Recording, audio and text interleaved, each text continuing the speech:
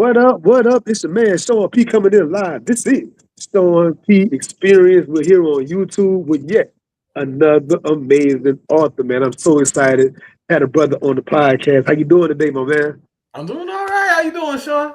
Man, I'm excited. I am wired, ready to go, ready to get to this amazing book that you have written. Thank you, man. I had the audio version and doing this at the same time, doing the immersion reading. I'm glad I did that. We'll get into that later, man. But I'm very excited to talk about this book. Appreciate you, dog. Yeah. Let me do your official introduction, man. Today's guest, Julian Randall, a living, breathing testament to the power of Black imagination. A queer Black writer from Chicago. He is the Pushcart Prize recipient and the Cave Kamen Fellow and the winner of the 2019 Betty Bergeron Emerging Writer Award. His work appeared in New York Times Magazine and Poetry and the best-selling anthology, Black Boy Joy. He is the author of 5 books across poetry, nonfiction, middle grade fiction, including Refuse, The Dead Don't Need Reminding, and the upcoming book, Shook. Today we're sitting with a modern-day griot talking craft, culture, legacy, and the stories that carry us forward. Welcome. Glad to be here, brother. Thank you. Yes, yes. I'm gonna get a little icebreaker going first, man. You being a Chicago guy, my last guest last week from Chicago as well. I gotta ask, where's the best place to find chicken in Chicago? Oh yeah, Harold's on 72nd.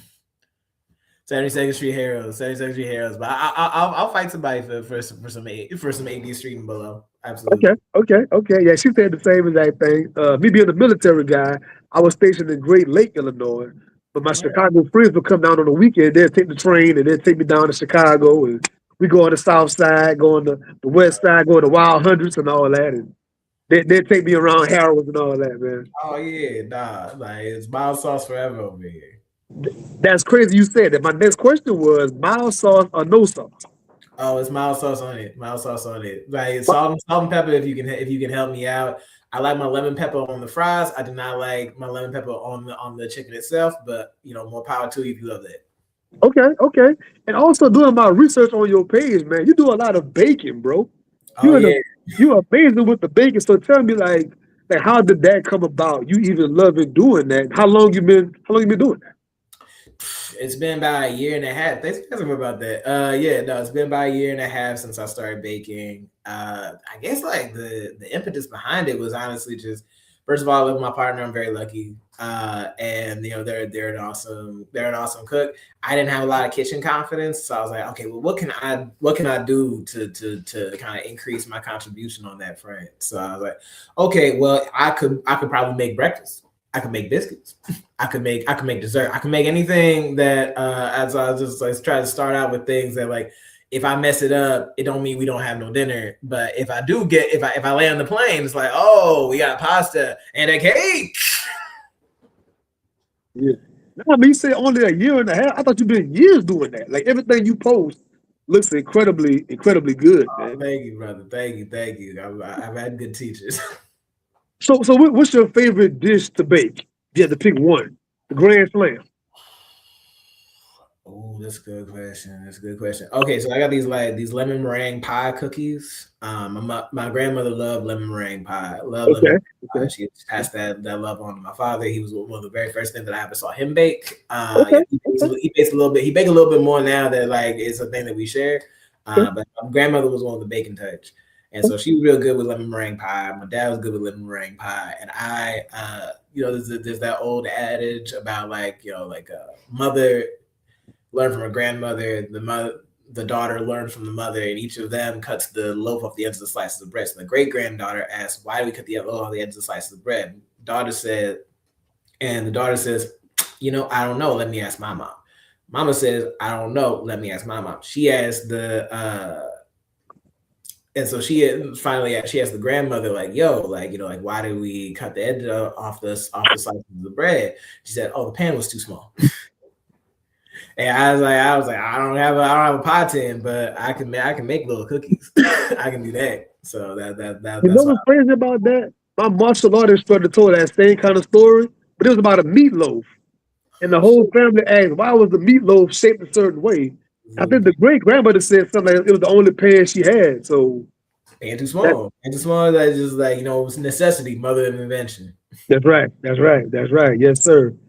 Let's talk about black nerds, right? Because the last part of your title says "in black TV nerd shit." So I had an author on the show a couple of days ago, and we were talking about like the explosion of black people loving anime. I know 20 some years ago when I was in high school, it wasn't really cool to be the anime guy. They always stayed to themselves in the cafeteria, off to the side. They had a certain look about themselves or whatever. But now we see it's like people on the block watch anime. Like people on they're selling whatever they doing, whatever they doing, but they watching anime. They got Pokemon cards. Talk about your thoughts about the explosion of it currently. Yeah, no, I mean, I think that it is all just like part of like. I think that like you when you look at like contemporary conveyances, like I was like, what is the word that I'm looking for here? But like contemporary like just like compositions of like black people on television and whatnot. You look at like a Dwayne Wayne, right?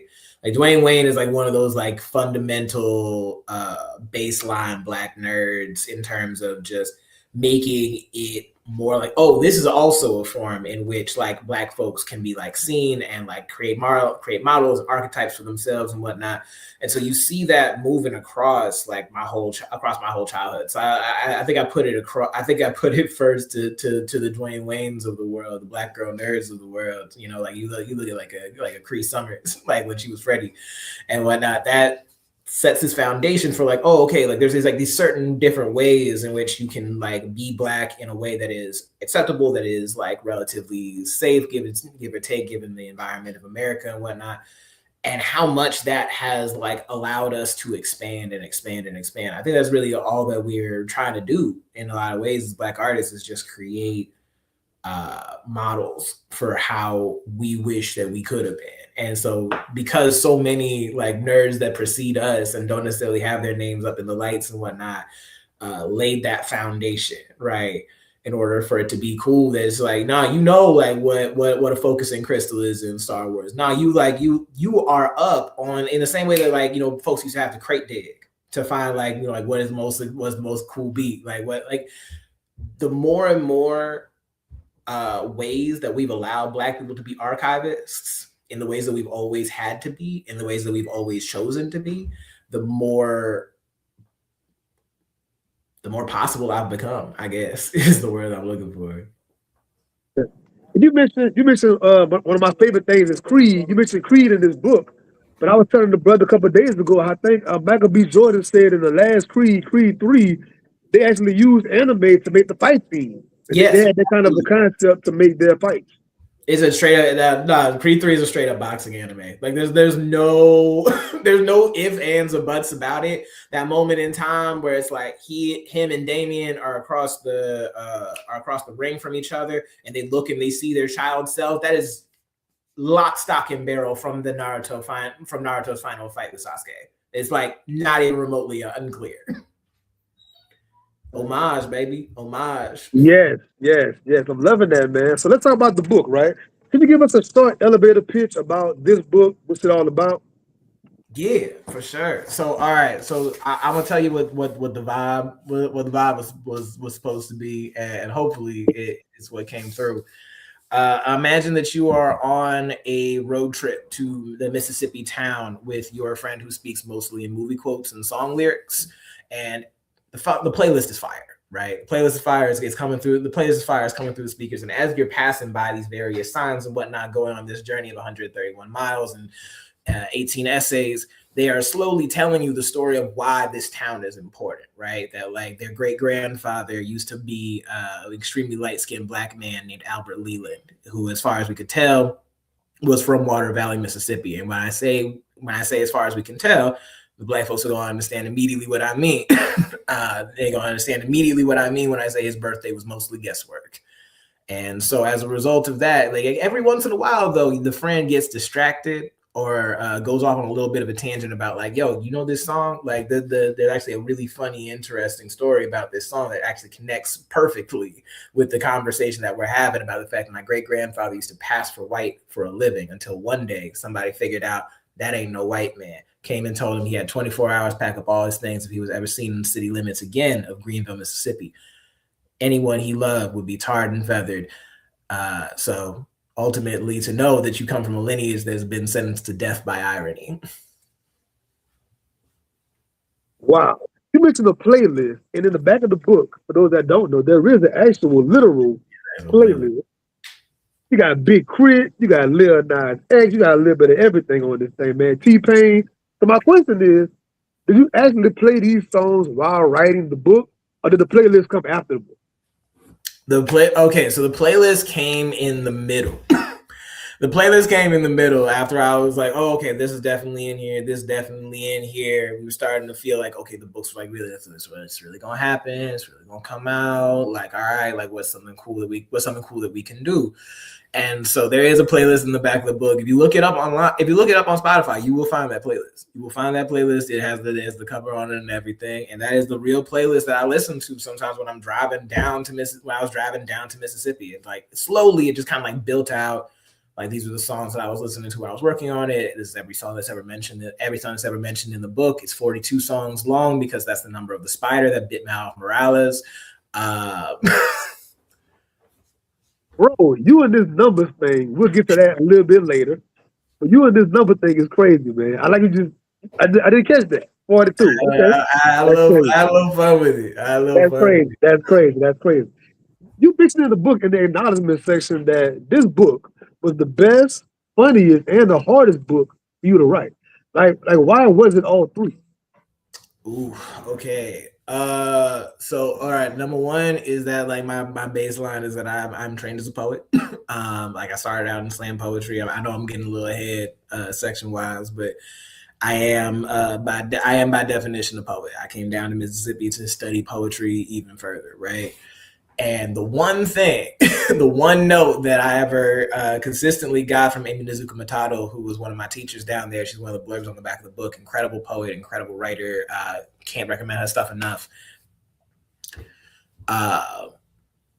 One of the only notes that she gave me when she was finishing up her notes on my thesis was like, where are the jokes? And I was like, what are you talking about? She said, where are the jokes? I hang out with you all the time and you are constantly joking. You are one of the funnier poets out there. Don't tell people I said this. Oops. But she's like, you're one of the funnier poets out there. And it is nowhere in these poems. So I was like, there's jokes in there. And she just dropped the manuscript on the table. It said, point to it. Find me the jokes. And I said, dang, that's real as hell.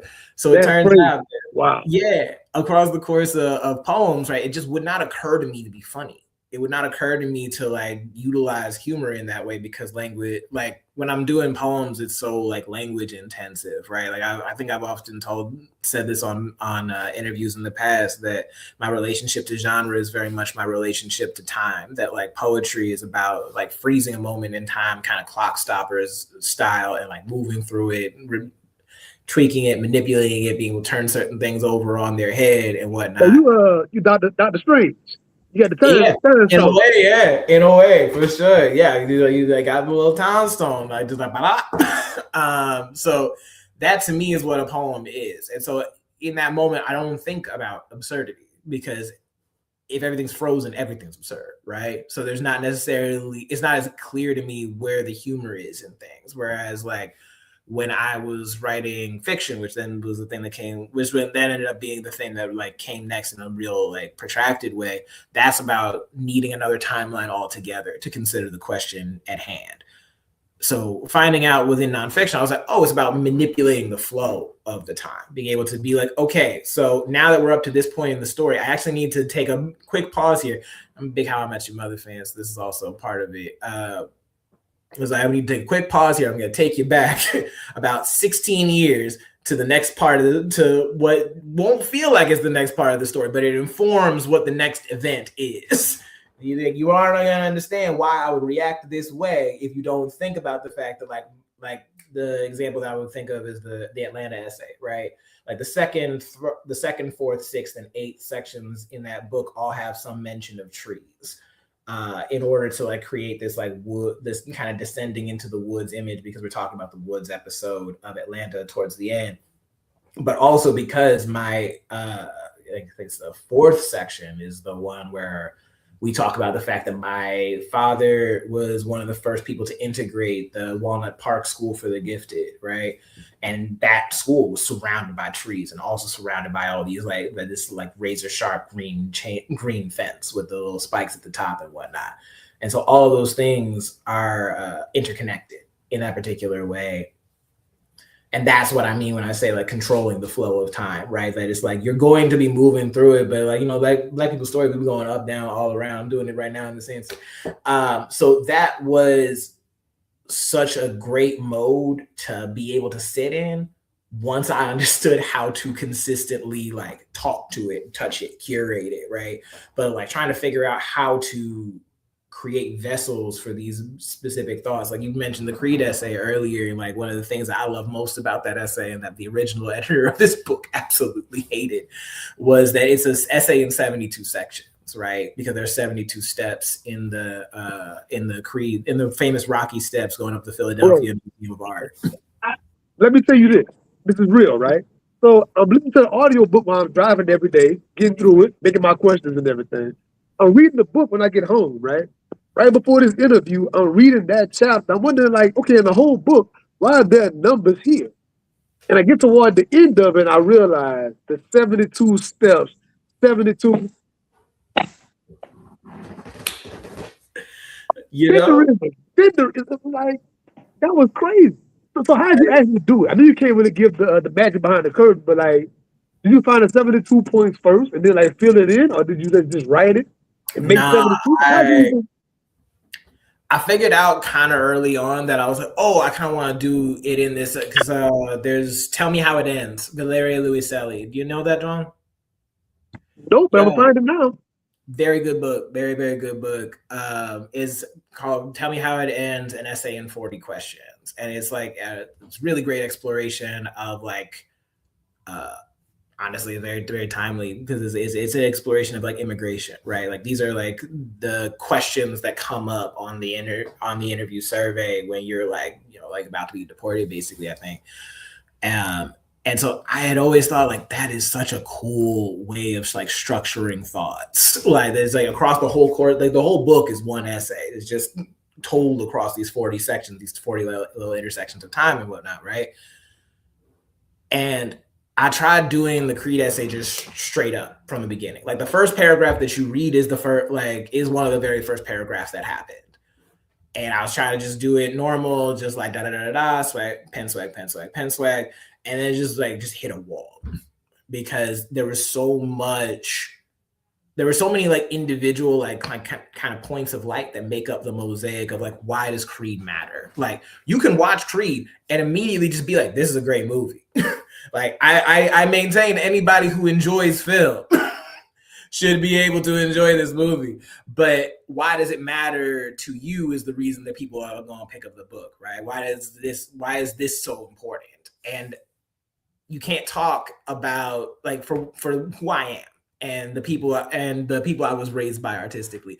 I can't have a conversation about Creed that isn't also a conversation about Meek Mill. And you can't understand how important Meek Mill is unless I take these next 3 sections to explain to you that like, hey, Meek Mill was in dire goddamn straits at the time that this soundtrack came out. Brother could go one way or the other. And it turned out he was going to go a secret third thing. But at the time,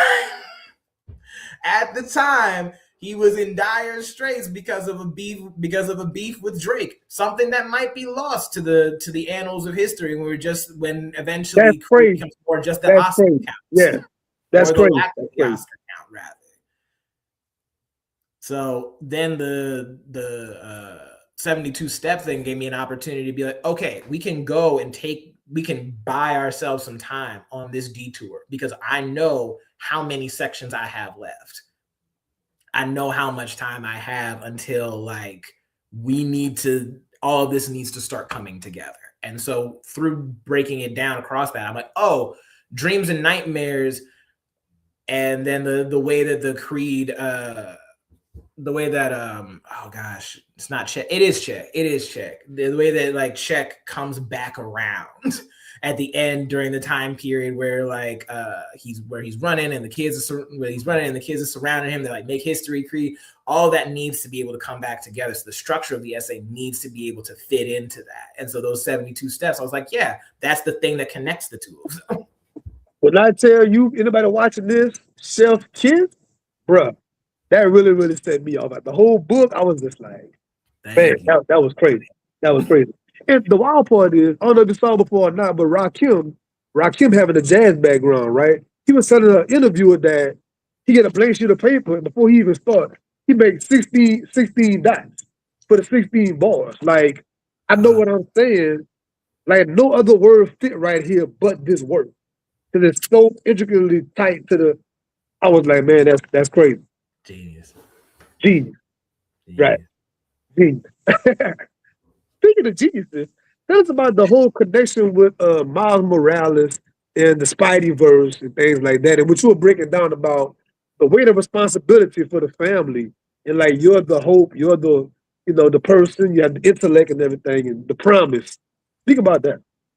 Yeah, nah. So I think that like the whole collection really started to be unlocked around the time that hashtag Julian for Spider-Man was a thing that I originally wrote for. You can kind of see it on the back end right over there. The Wild Tongues Can't Be Tamed anthology, put together by Ceresia J. Fennell. Shout out to her, and like the freaking goon squad that she put together for that credits thing. And so I ended up happening to be on that list. So I was like, oh, okay, cool. They said you can write about any Afro-Latino topic you want, any Afro-Latino topic in the world. And I was like, has anybody written Spider-Man yet? And they said no. And I said, okay, well, that one's mine. And so across the course of that ended up being, this is another one of those times where we talk about numbers and structure and whatnot, right? Because I'd watched that movie like 4 or 5 times already at that point, because half Black, half Latino Spider-Man is all child me could have ever wanted, because I would have been able to have like this very easy shorthand for people when they were like, what are you? Which is my least favorite goddamn question in the world. Is the word like just like there's no good answer to that question. Don't phrase it that way if you ever have before or will again. Just don't. But so I was trying to find the beat for that one, right? And so as I was watching it, I was like, oh, this is like the first movie in this series is really just like about origin stories. Like fundamentally, this is a movie that is about, like, it is an origin story, but it's also a movie about origin stories, because each time, like, there's 7 times across the course of that movie that somebody says some iteration of, okay, people, let's do this one last time, right? Because we've seen so many Spider-Mans across the course of time. Man, that's crazy. Sometimes it happens. So I was like, oh, 7 sections, like, boom, all right, like, but we just need to keep changing it each time. Spider-Man is Spider-Man, but not part of being Spider-Man is that like there's long distances between you and the people that you love, or there's long periods where you're not necessarily visible to the people that love you. And so if we can keep moving through this as like each of these is a different thing about like how this whole journey comes together, then I can identify what is the point in this movie that is like the real emotional like crux point. Like how can I it was the poet Chris Abani, who's an amazing, amazing poet. If anybody out there has not been familiar with his work, the name is Chris Abani, Abani. Amazing, amazing writer, amazing poet. He once said this thing that I think about. Yeah, it's not an exaggeration. I think about it literally every day. Literally every day. He said this thing that said, the difference between a snapshot and a photograph, right, is that anybody can take a snapshot. We all have cameras on our phones. We point, we click. The image is captured. The photographer forces the watcher to see what they see. And what is the difference between those two things, right? So when you're writing about pop culture, I really do feel like that's the fundamental question.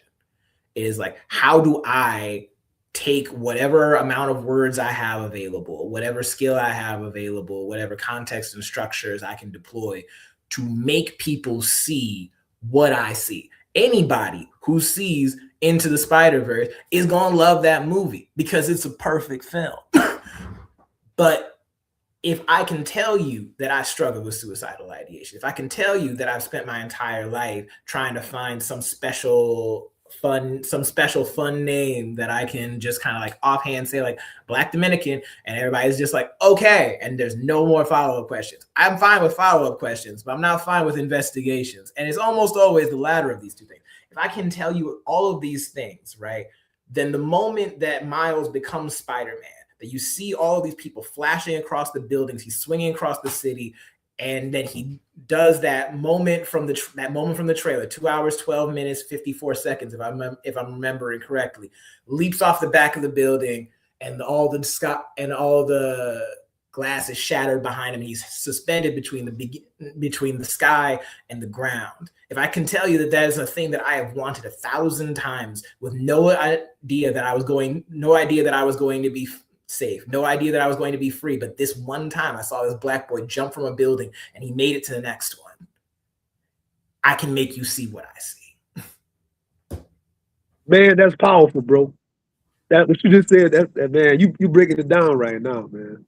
Do what I can, bro. Do what And I this is can. why I love doing these author interviews, because as readers, we're making certain assumptions. I'm making my annotations and notes, but like when you keep on saying but one last time and things like that, I'm like, you're doing it over and over and over again. I know it gotta mean something for the repetition to be there. So here you break down why you made these choices. Yeah, Great. I grew up a Lupe Fiasco fan, so I love a reference that you had to go to an interview to find out. Yeah, right. I love Lupe as well. I love Lupe. Breakdown for those that don't know. You said the original Spider-Man was Annunciator Spider, the storyteller, the Griot. So breakdown for those that don't know the original Spider-Man.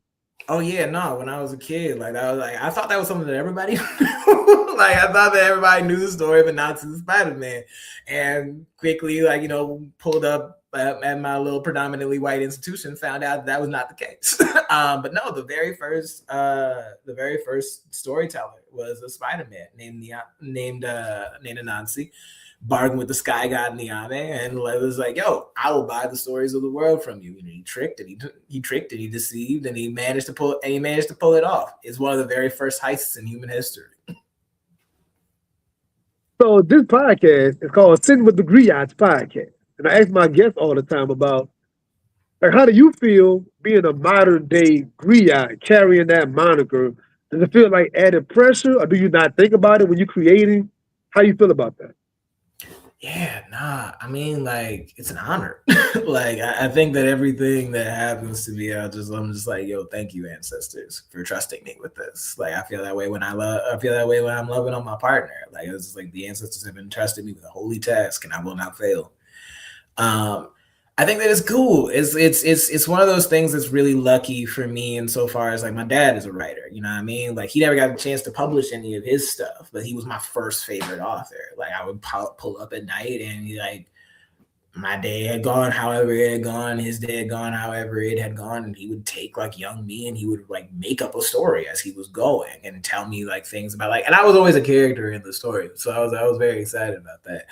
And I was like, this is a magic that he has, and maybe if I'm lucky, it will be passed on unto me, and I can build on this vision, right? Of like, what does it look like for us to like be doing this? And so now, like, it's lucky because I've lived to be so much older than I ever imagined I would be. And I get to go all over the place and hear my favorite thing during school visits. My favorite thing is when kids pitch me their books. That is but there's nothing in the world, no joy in the world like a 12-year-old telling you about a project they've been working on. Yes. It's the best thing that's ever happened, because I never got the moment that I try to give them where I'm just like, tell me about it. And like, they know that I'm not like counting the kids behind them. Like I want to hear about that shit. Because those are the next, right? Those are the next that in my mind, they're the current. Those are my contemporaries. Those are my peers. And wow. It might be the very first time that somebody has treated them as such. And I will not fail at that task either. Thank you, ancestors. Yes. Give us a little bit more on this, man. Like, what was your dad's impact on your writing and your storytelling? What was your dad impact on that?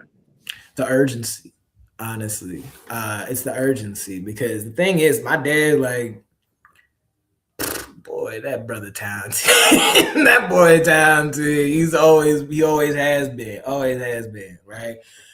And his dad died when he was a junior in college, and it kind of just like meant that he had to take on new responsibilities, take on new this, new that. Like he'll fondly tell you, I had one day to grow up.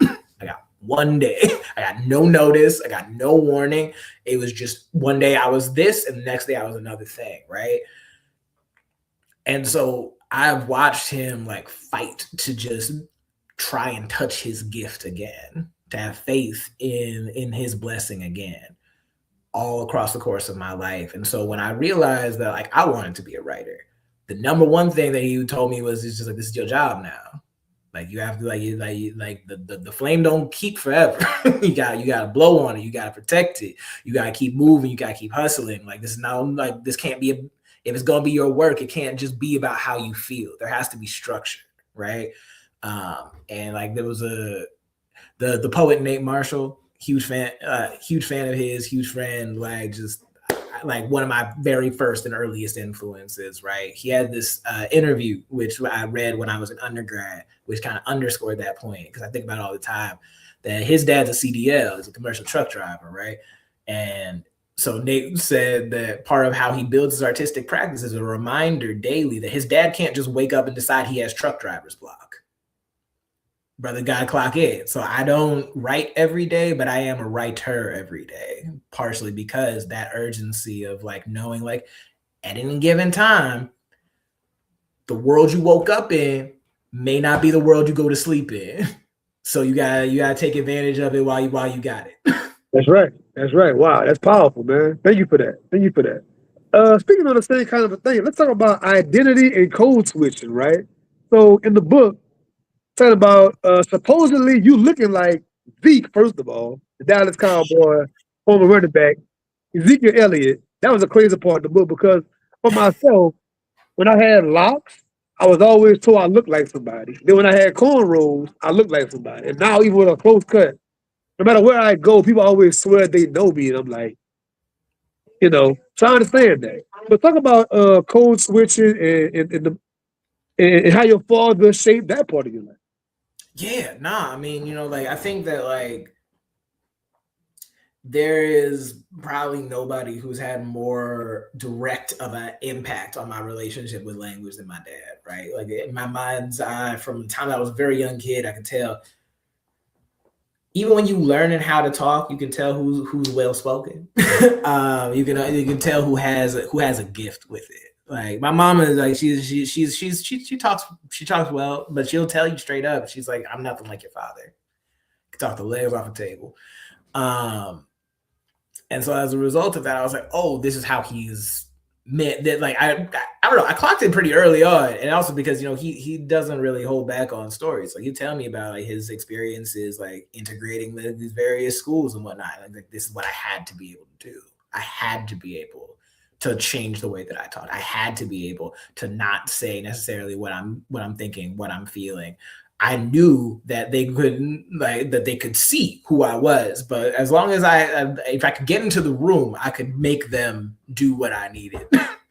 Right. So this was such a huge part of how he had survived. And so, children, they imitate. They learn from like the patterns of those who came before them. And so for me, like code switching became so much about like, oh, okay, well, this is a way that I can kind of hop in and out of like different aspects of my identity. Because when you're a kid, you think that you can just like turn a little dial and be like, okay, I'm going to be Dominican for the next hour. And then I'm just going to like go back to being Black. Meanwhile, Black, Dominican, synonymous in many contexts. But so that ended up feeling like, oh, okay, like my dad isn't code switching because he's a sellout. My dad is code switching for survival. He's an athlete. He's an athlete. He's a ballerina. So over the years, about a decade or more, my close friends and I debate code switching all the time. Do you think that code switching is like a skill or is it like a burden, in your opinion? I think it can be both. Like I hope that don't sound like a cop out answer, but it's really one of them things where like I can point to times that code switching has saved my life, and I can also point to times that code switching made it very hard for me to remember what my original voice sounds like. Like this is as close to like how I sound when I'm talking at home as it get, because I like you and you like I'm comfortable and I am at home technically. But we are live, and there are definitely ways that like when I was a kid, my dad would have been mad as all get out if he knew that I was talking like this at school, because we scholarship kids. Like we can't. There's a level to which we literally can't afford to be who we are. And so for my dad, like he sees it as this like secret power in a way, because it. We had this conversation. Ironically, it was a little bit. It ended up being a little bit of a black nerd conversation, because I was like, I don't like. How do you square the fact that like a lot of the people you spent like your 30s and 40s around, they know you as Batman basically, and I was raised by Bruce Wayne. Like how do you square that? And he's just That's like, crazy. he's just like, the success of Batman is that only you know Bruce Wayne. I'm in my 40s right now, and my peers as well. We talk all the time about like our children don't know who we were way before they came around. You're definitely seeing Bruce Wayne versus who I was. You have no idea who that person even was and what that looks like. You know what I'm saying? And our kids underestimate us like a lot. And even your spouse, I didn't realize how much of a G my dad was until much later in my life. Much later in my life, I was like, oh, you would be scary to lots of people. That's cool. That's cool. Yeah, that's real. That's real, man. I want to ask you about narrating your own publication, right? I love when other authors narrate their own projects. I understand everybody can't do that. It is a skill set. So what's it like going into that booth and doing a narration project?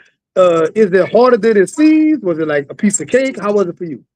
A little bit of both.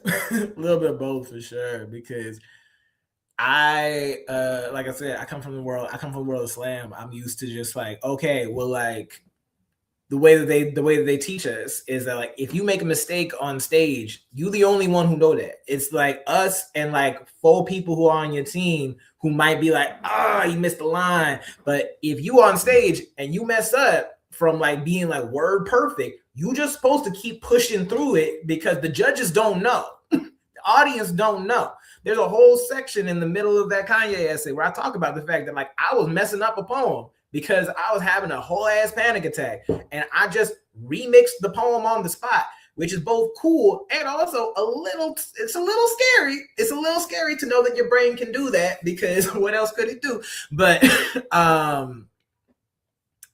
I lost where I was going with that. Oh yeah, no. So with regards to the audio book of it all, right? Yeah.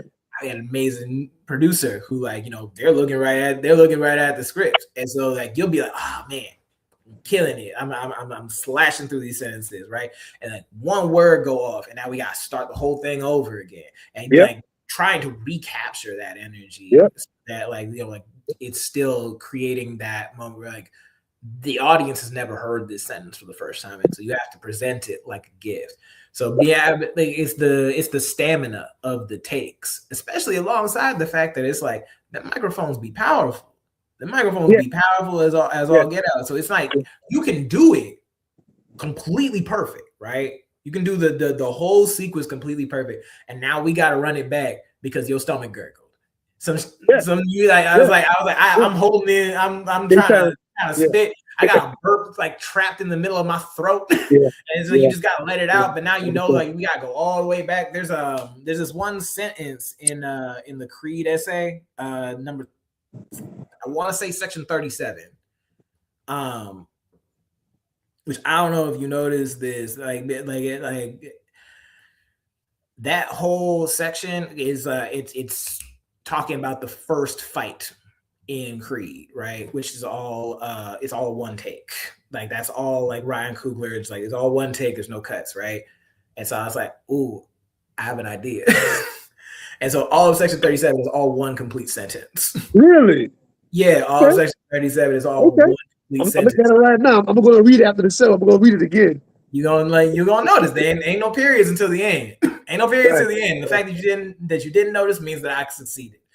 Well done. You know what I mean? That people ain't knowing this means I did just fine. Let me ask you this question, right? So, of course, at this level, being a professional, traditional published writer, I'm sure they have a lot of editing processes. But as you're reading the actual manuscript for the audio, do you kind of tell yourself, like, man, I should have said this, or I shouldn't have said that, or are you still kind of editing, like, mentally as you're reading it? Yeah, which is also something my producer was like, we have to be word perfect. I'm so sorry. Yeah, because sometimes I'll just go into it, just be like, I was like, oh, like dubbing back towards Nate Marshall, who wrote Wild Hunnets and also Finna. Because I love to recommend. But I appreciate that. Yeah. Nate always talks about, because Nate also comes from slam, is that like the poem on the page is sheet music, right? That like the words on the page versus the moment they're making contact with the audience, that I might hit a certain line a little hard, I might hit a certain line a little harder, or I might change a word because I'm like, oh, okay. I look out into the audience and I'm just like, there is a boy out there who I should not be saying the F word in front of. Let me just whoop, whoop, whoop, real quick. And I'm just so used to that like it's when the take is really good, but I made a creative choice that I'm like, we don't have to come back, ain't we? Or I can feel a burp coming up in my throat because it's not like a moment where like we're switching over and whatnot. So there's ways that it's helpful and ways that it was that it could definitely be challenging. But I would love to be narrating more audiobooks. I loved audiobooks when I was a kid. Oh yeah, I love audio. I love them now. But like when I was a kid, I first found out that I could have Jim Dale just read this whole John to me while I was playing video games. Imagine that, right?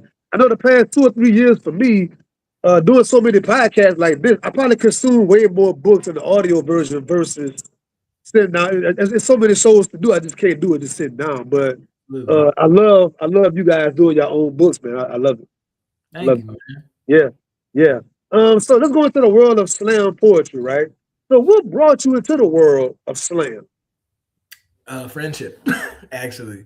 So when I was a freshman in college, the person who lived 2 floors up from me, my best friend, who has a book coming out this year, actually, May 26, 2026, is called Orange by Noel Quiñones. It's coming out on Cave and Carry Press. And it's awesome. It's so good. And I would have written the foreword for it, even if he wasn't my best friend, but they are. So buy the book. Orange, like the color. Anyway, so Noel lived upstairs, right? They come and like already by this point we've been mistaken for each other twice because we were both Latinos with glasses. But if you see any picture of the two of us, you'd be like, these two people don't look alike.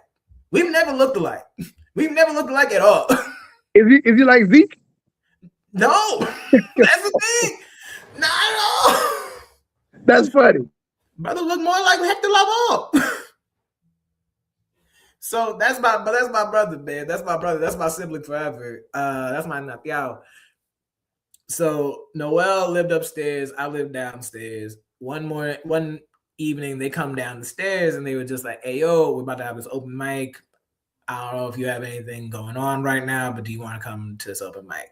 And they couldn't have known how good their timing was because I was going to catch up on season 4 of Breaking Bad. And I was about... Breaking Bad. Oh my God.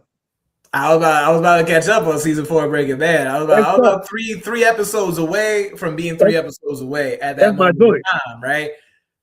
But my very inconsiderate roommate had drunk all the milk for the Cocoa Puffs that I was about to eat. So I just had this bowl full of dry Cocoa Puffs. I'm not going to sit there and eat them like a serial killer. So I was like, all right, man, I'll come to this open mic. Why not? And so I'm seeing all these kids who are like doing poems and they look like they call their grandmama Abuela too. It look like they know exactly how the start of like the 3rd verse of this particular song goes. And I'd never seen poets like that in my life. And I said, all right, bet. I bet I could do that.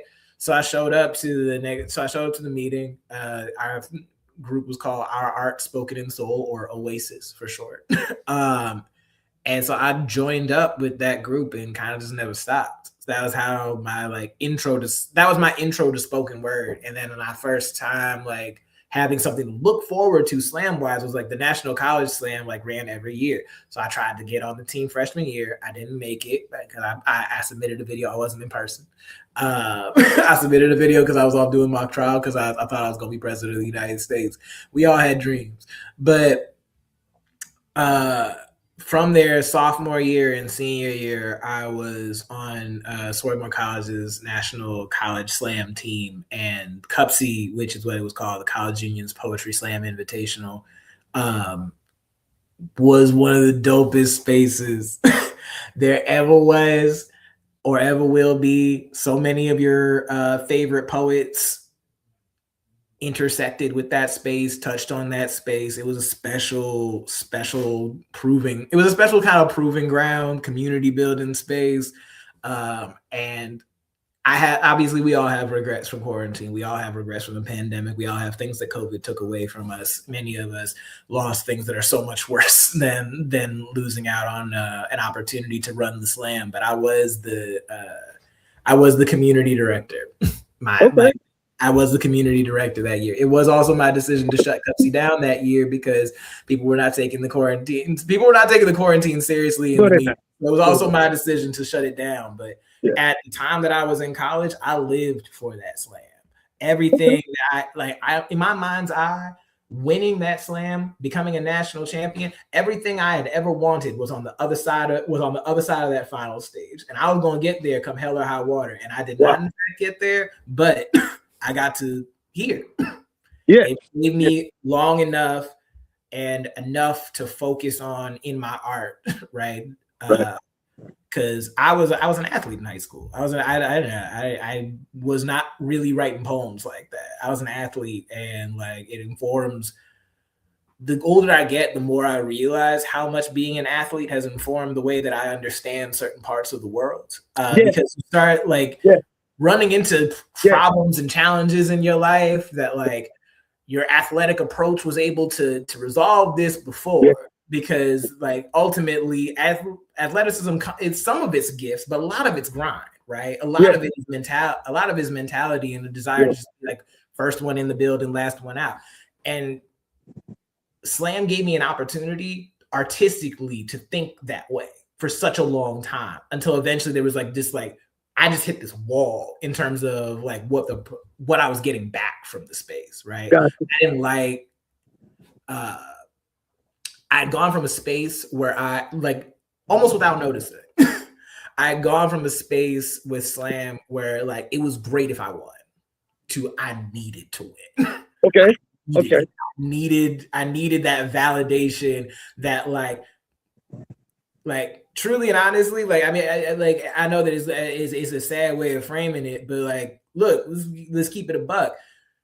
19-year-old Julian, 19 through 22-year-old Julian needed to win that slam with increasing levels of fervor, needed to win that slam because I needed to be certain that people were going to be sad if I died. Wow. My earnest belief was that I was the best way that you can be certain that people are going to be sad if you die is that you show them that you had a level of talent, that it is sad that you died tragically young. Wow. And over the course of time, if you're lucky, competition gives way to community, and community gives way to an understanding that people will be sad that you died because you were you, not because you were great. So my next question was about that. So I've been doing slam poetry for about 4 or 5 years myself. I've been doing open mics and everything, but talk about the difference between competing and just keeping the art, the love of the art, man. Because myself having an athlete background, whenever I go in slam, I want to win. I'm never just doing it just to do it. I'm never just chilling. I'm trying to win every round. I'm hearing the scores. I'm keeping up. I'm adjusting my next piece. I want to win it. I hear and if I don't win, I'm mad. I hear that. Ooh, yeah, nah. You and I would had a whole different connection back in the day. I was I wasn't gonna go off or nothing like that, but I was I wouldn't want to hang out with me after I caught a 4.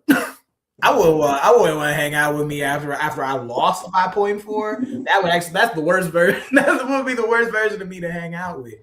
I think the thing is that it's good because it's good to be where I'm at right now because so many years of slam and working really just iron sharpening iron with so many of my favorite writers gave me a base in terms of performing that when I come into these schools with these young kids and I start reading from the book, it get quiet.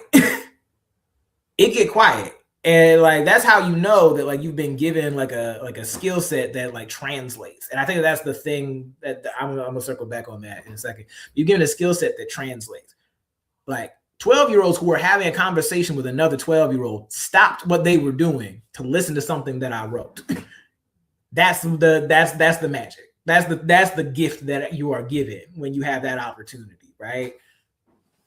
And I feel like that helped me divest myself from the idea that slam was the only way that I was ever going to be heard.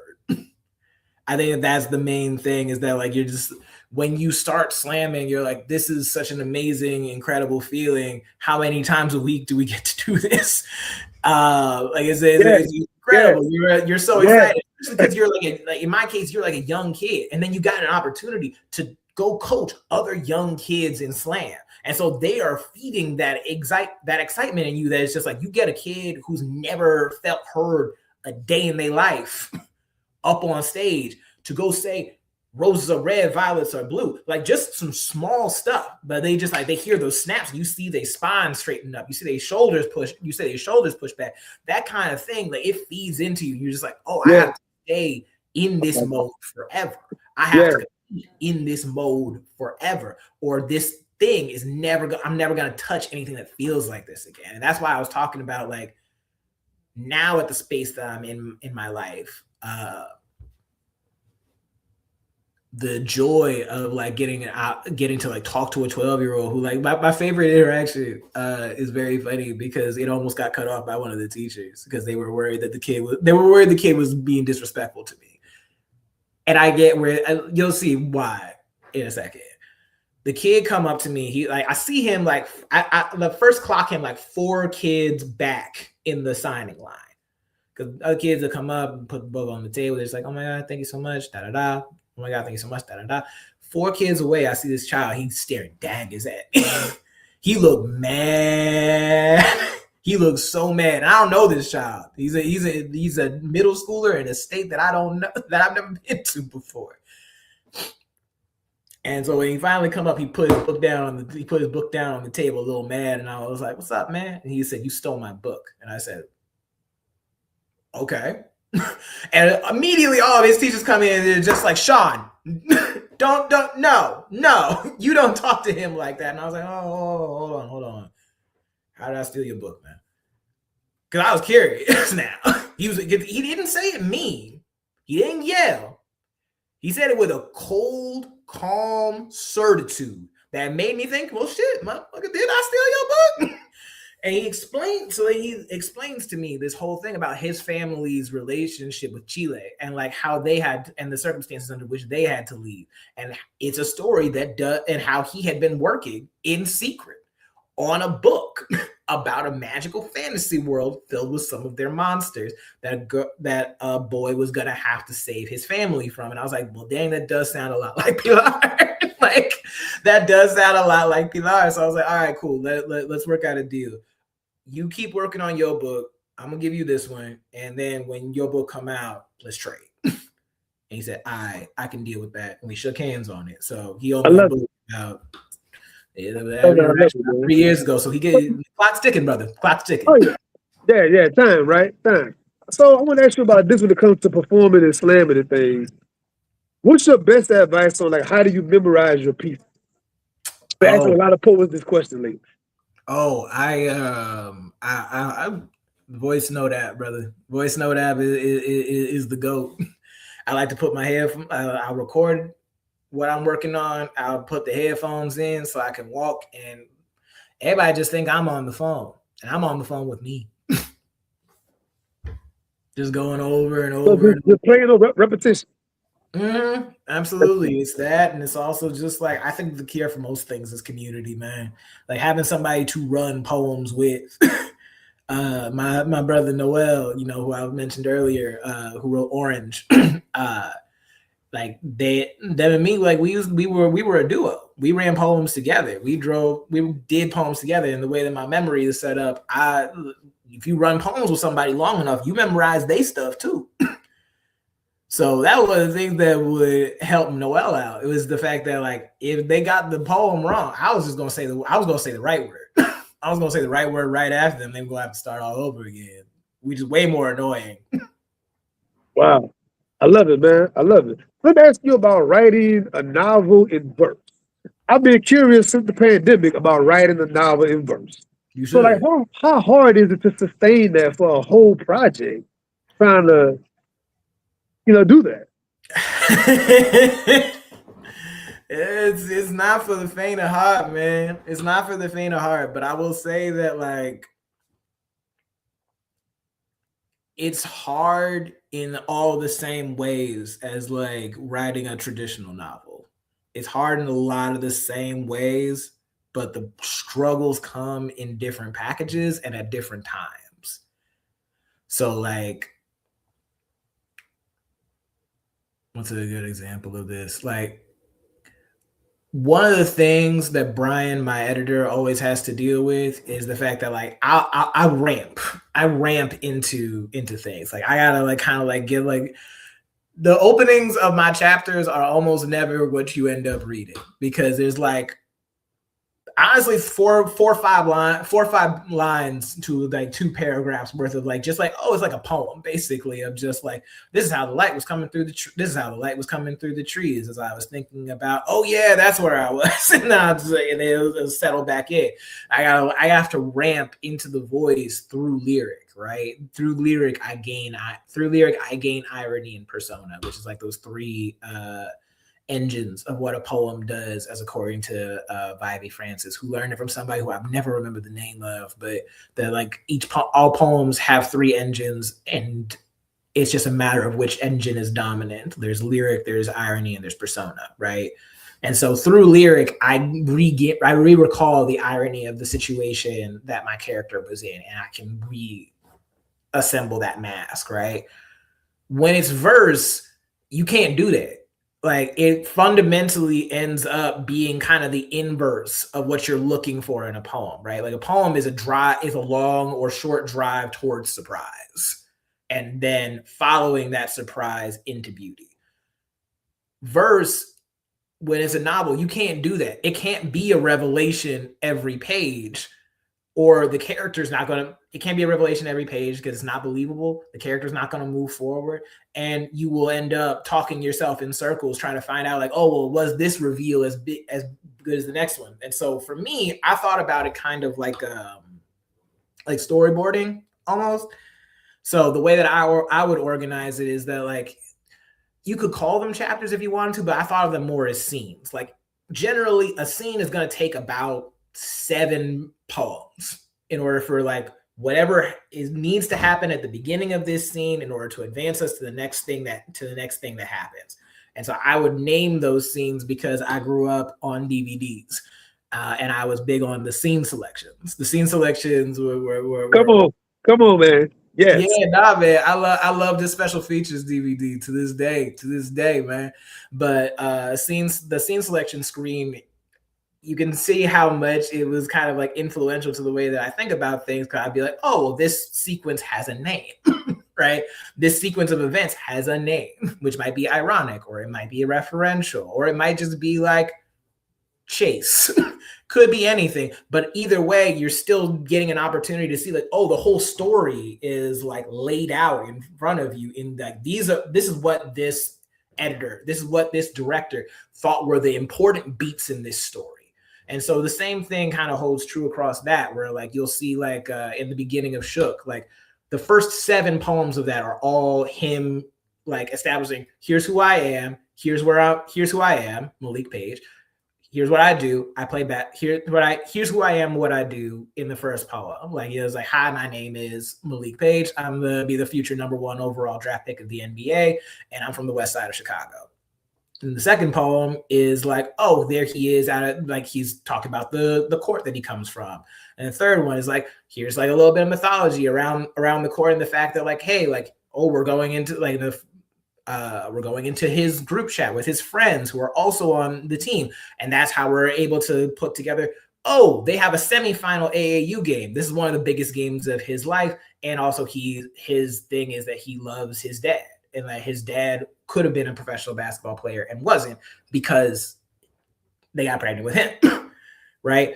So from that, we get to the idea of like the Volta, which is like, ends up being so endemic. Sorry, I'm a little dehydrated now, but we're gonna be talking about an hour. We're having a great time. But yeah, so like, you get to this idea of like the Volta, right? In which represents the turn of the sonnet, that there has to, like, if there's no Volta, there's no sonnet. There has to be a moment in time where what was true before now takes on a new context. Now is not what it was before. That Volta has to happen at some point in the scene, not somewhere in the poem itself, right? Not every verse in the verse novel is going to have a Volta, but all of them are building towards the Volta of a specific moment. And that is what advances us to the next scene. So like, oh, okay. So like at the beginning of like, I'm going to use the Shook sequence again, like him going out there, he's shooting his morning free throws. He's ready for that. He's watching game tape. His dad's taping up his ankles. They're watching game film together. We have an understanding of their relationship. He hits the group chat. It's like, yo, is anybody trying to hit up the barbershop before the game? Now that and as soon as we get to the end of that barbershop sequence, we've met by that end of that, we have a mention of his best friend. We've met both of his parents. We've met by text all of his closest friends aside from Kyla. And by the time that we are at the end of that, we've met his barber and also learned that his other best friend's dad works at that barbershop. The Volta being that like all of this is finished. Now it's time to go to the game. Wow. So verse novel, everything builds towards that rather than like building towards that moment at an individual, like molecular level. And then across the course of like 48 pages, all of these lead to a larger revelation of like, what was this book? Let me ask you one last thing before we wrap up on that. Do you write a seed first, like traditionally write the seed and then put it in verse, or do you write it in verse to begin with? No, it's got to be the verse. It's good. I was just cranking them out, brother. Like boom, wow. boom, boom, boom. Wow. Like, yeah, so the thing for me is that like once I realized through like reading like a bunch of verse novels by people who were trained as poets. Like you look at like an Amber McBride, who's like, Yes, I love her. I'm trying to get on the show, man. I love her. She's incredible. And like nobody's doing it like Amber right now. Nobody. Yeah. Yeah. But you look like a Kwame Alexander, you look at Julian Randall, Liz Acevedo, like all of them, right, are people who like started out, like their formal training is as poets, their fundamental training is as poets. Once I figured out like, oh, we're not building towards individual voltas. Once I was able to figure that part out, it was able to fit a whole lot. It was able to fit a whole lot better in terms of like, okay, I can't. That's it. That's all right. I got it back now. No, yes, that like once you look through all of your contemporaries and see like they're not building towards voltas in the poem, I was like, how do I approach the page after I spent all these years? Because in a lot of ways, like a slam poem functions sometimes in similar ways. You're saying things that you are fairly certain, like oftentimes you're saying things that you're fairly certain other people in the room are going to agree with. Other people in the room are going to empathize with you, and it's just a matter of like who can phrase this best, right? And so and then once I got more into the page and like whatnot, it was also about, hey, part of the reason the slam poems are structured that way is because you only have the one time. You're only guaranteed that one time. Like recently, like it's only recently. It's very recent in the grand scheme of like how long slam has been going since the 1980s that YouTube culture gave us this idea that you are performing to be seen again, right? Up until that point, folks slammed to own that moment, to own that room, to win that night. And so you're not taught to write towards surprise. You're not taught to write towards a deeper, like personal understanding. You're taught to write what you can report from yourself, from your own. It's only like 3 minutes. It's a 3-minute clip. That's what I'm saying. To write a 200, 3 minutes, and like novel was like exactly. It's like you have the whole thing hinging on this one volta, and somebody happened to get a text at that moment. They're lost for the whole poem. You can't take that risk. Verse novel ends up kind of like functioning in like not necessarily a similar way, but it's a similar like relationship with surprise that like you have to know ahead of time. And so I ended up doing, there's like right behind me, you see all these like little black notebooks and whatnot, like right where my hand is.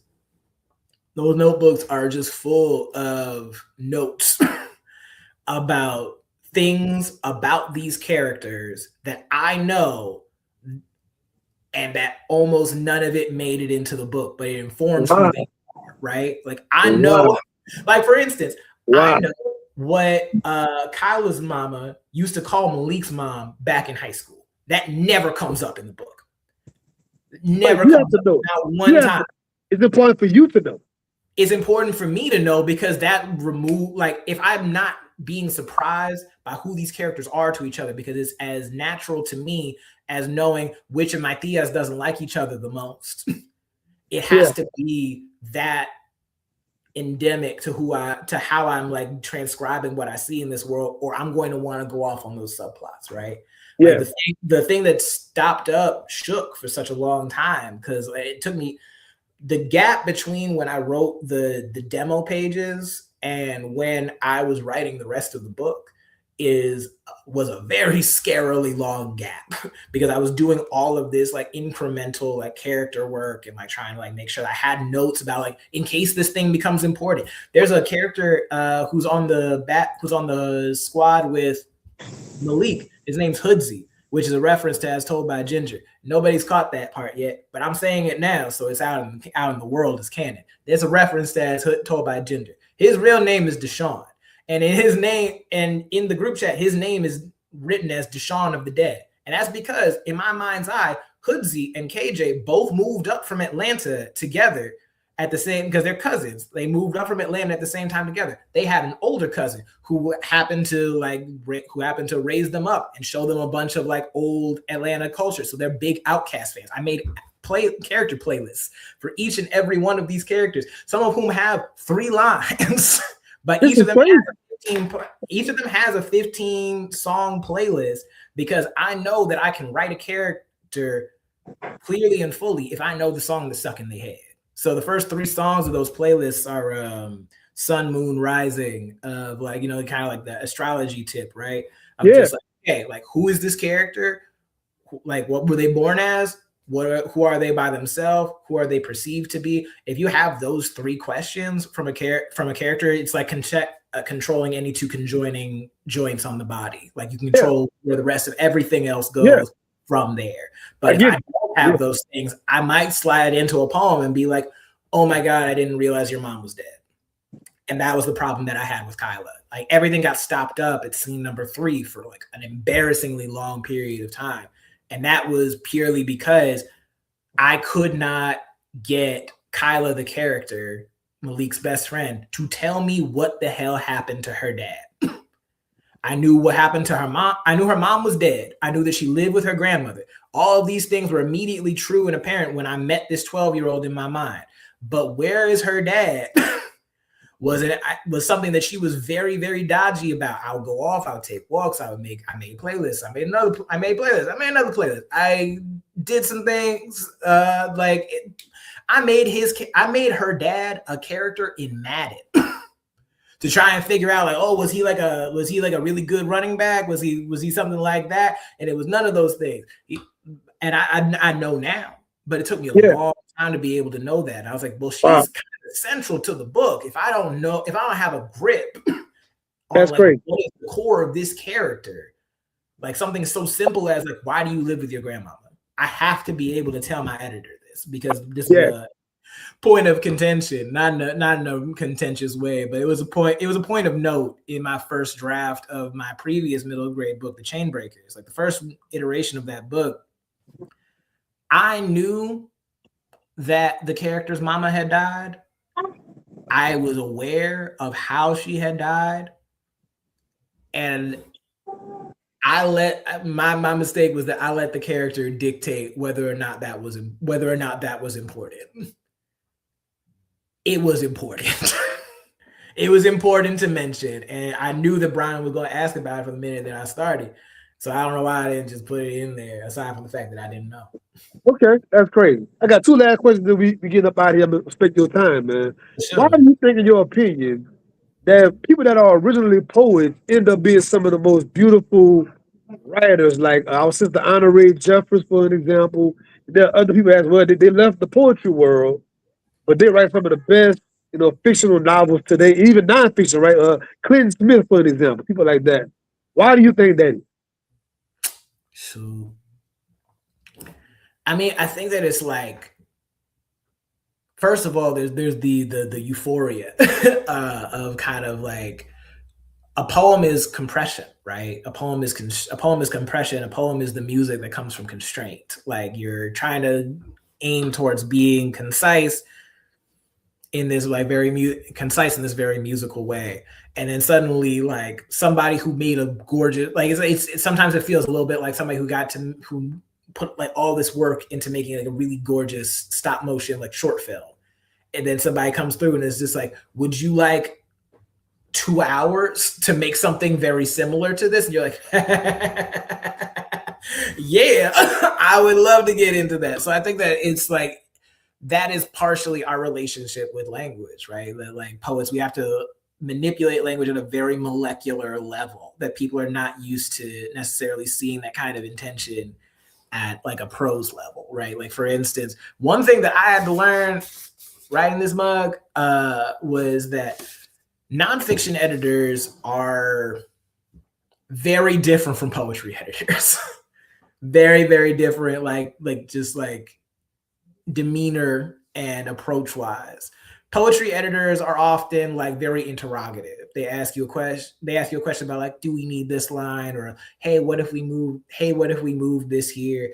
Whereas by comparison, like there's a lot of prose editors, and like it does not me trying to take shots at nobody, aside from the first editor of this book, who I did not care for. But the second editor of this book, Molly McGee, that's the girl. That's the go. Like there would be no book without her. Trust me, she saved this mug. She'll tell you otherwise, but she saved this mug. The first editor that we had of this book did not get it at all. And it's very much up and stuck. But she's not gonna see this because she's not gonna see it. But her thing was that she came from the magazine prose world, and so she would just take like whole pages out. Just summarily cut them and like move things to like other places. And the way that you're shaking your head right now is exactly what I was doing in this goddamn chair. And I was just like, no, like I put that there intentionally for a reason. That word is there in the first paragraph because it shows up again at the end. If you move it to the third paragraph, then it all just looks ridiculous. I mean, speak about editing in the world of poetry, because poetry is so subjective, right? So it's kind of like slam poet, for an example. You go up there, you can say what you want. Somebody can't say it wasn't right. That's what you want to say. That was your thing. So like, how you go about editing this in the world of poetry for mass consumption is like, it was kind of a weird thing to me. It's a weird thing. Like it's why like an editor relationship it's so critical, man. It's so critical. Like being on a good press means so many different things. But like I always tell people, look, if the editorial relationship doesn't feel right on the phone call, it's probably not going to change. It's not going to change in the time period that you need it to.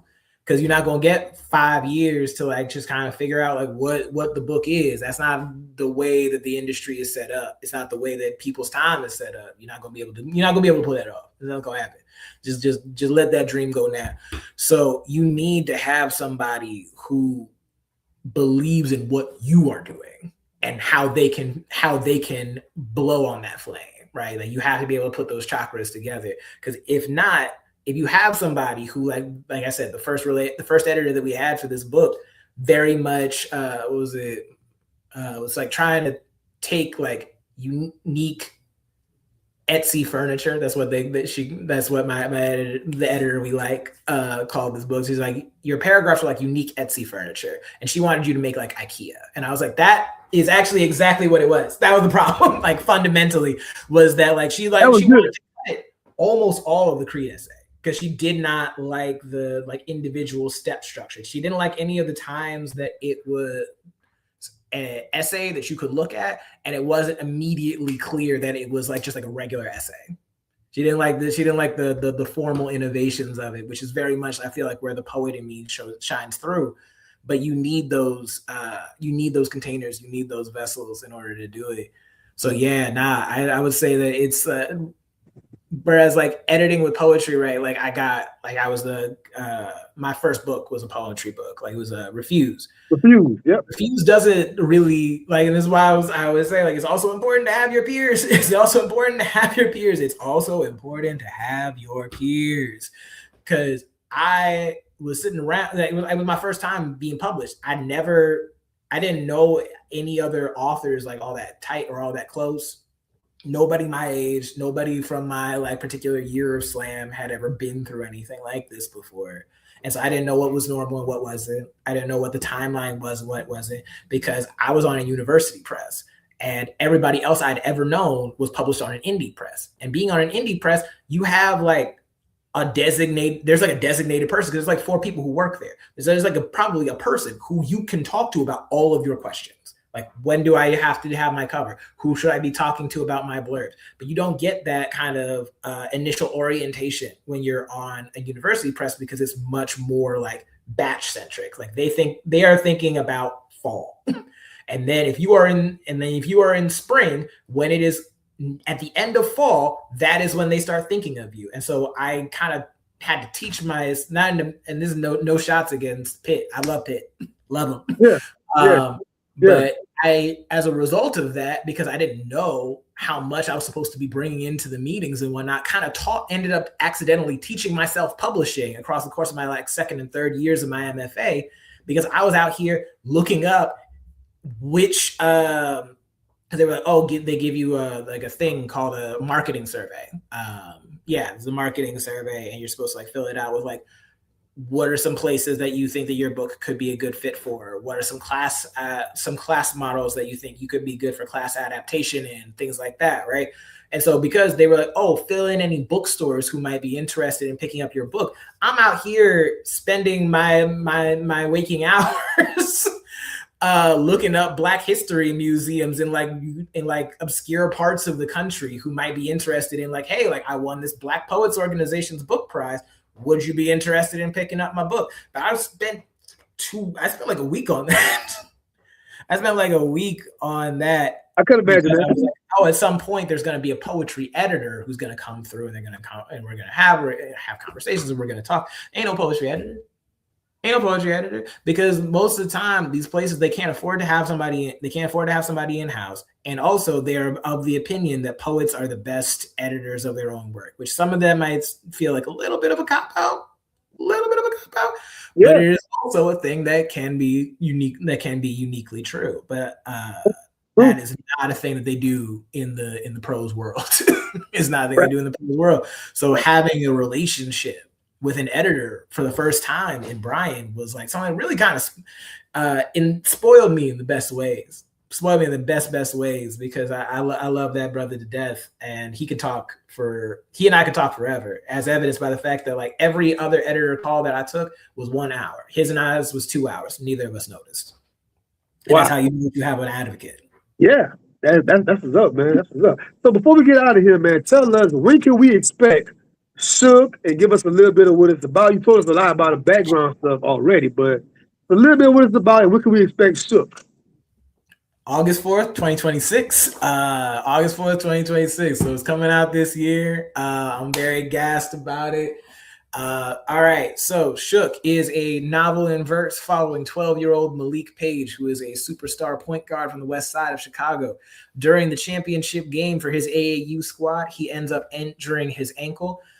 He is sidelined for the very first time, and also for the very first time learning that he has an anxiety disorder. So he has to find a way to get his ankle back right, his mind back in line, and himself back on the court. Man, I look forward to that, man. And whenever August come around, bro, you don't mind coming back, man. I love getting return guests. I would love to. Let's do it. Let's book it for the summer right now. But y'all all just heard it. He just said it. We'll keep him to it. Bring him back on the show, man. I love returning guests. Thank y'all very, very much for watching. Anybody watching this later, leave me some comments. I'll come back and answer you fast as I can. Thank you very, very much. Have a great night. All right.